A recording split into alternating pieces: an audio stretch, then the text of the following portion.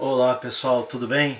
Hoje é a aula de história de hoje. A gente começa trabalhando e estudando o módulo 4 da nossa apostila, lá na página 44, e o módulo se chama Transformações, Natureza, Paisagem e Sociedade. Bem, esse capítulo vai falar pra gente do homem lá atrás, né? Do homem lá na pré-história.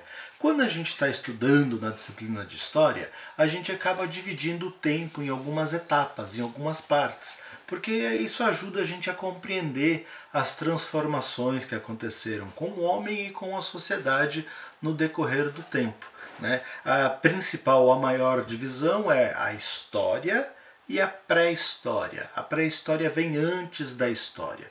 Depois que surgiu a escrita, né, há mais ou menos 4.000 anos antes de Cristo, a gente vai chamar esse período de história.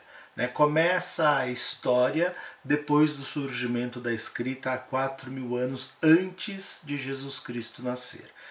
E o período antes da invenção da escrita? Esse período a gente chama de pré-história.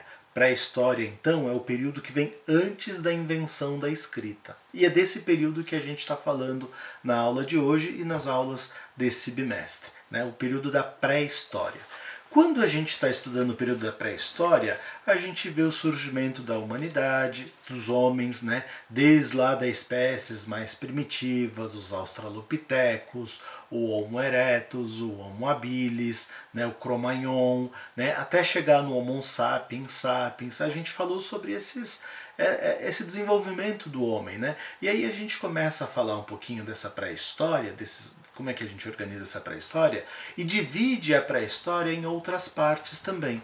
A gente organiza, por exemplo, a pré-história em outras duas partes importantes, na verdade, três partes: a idade da pedra lascada, a idade da pedra polida e a idade dos metais. Né? Vamos pensar um pouquinho. O que é a idade da pedra lascada? É lá atrás, é o primeiro período em que acontece o surgimento do homem, em que ele não tem desenvolvimento ainda, não tem ferramentas, não tem instrumentos bem definidos, bem feitos, instrumentos de caça, de pesca. Né? É o homem que utiliza a pedra bruta, né? A pedra bem lascada, a pedra da natureza mesmo, como uma ferramenta, mas é uma ferramenta que não tem formato. Né? Então, ele não tem uma faca, ele não tem uma lança, ele não tem uma espada.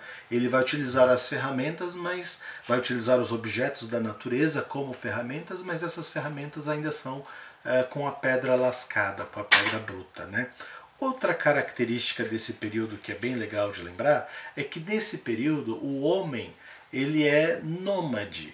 O que significa isso, professor? O homem nômade é o homem que não vive em um lugar fixo.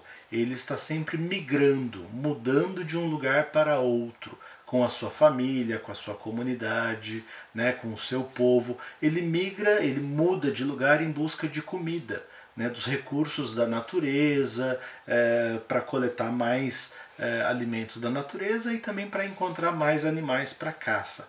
São características da pré-história. Né? São características do período do Paleolítico dentro da pré-história. E o período Neolítico na pré-história? O período Neolítico é o período da Pedra Nova. Né? Neolítico significa nova pedra. Né? Então é a pedra polida, a pedra bem feita. Quando o homem começa a construir as ferramentas de caça, ferramentas de pesca, ferramentas para coletar frutos, né? Então o homem faz a lança, faz o martelo, faz o machado, tudo isso com pedras de modo polido. Esse período a gente chama esse período de período neolítico, da pedra nova. Ok? Nesse período, o homem começa a deixar de ser nômade e ele se torna sedentário. O que isso significa, professor? Ele deixa de mudar de um lugar para o outro, né? E passa a viver num único lugar e passa a se fixar num território, né?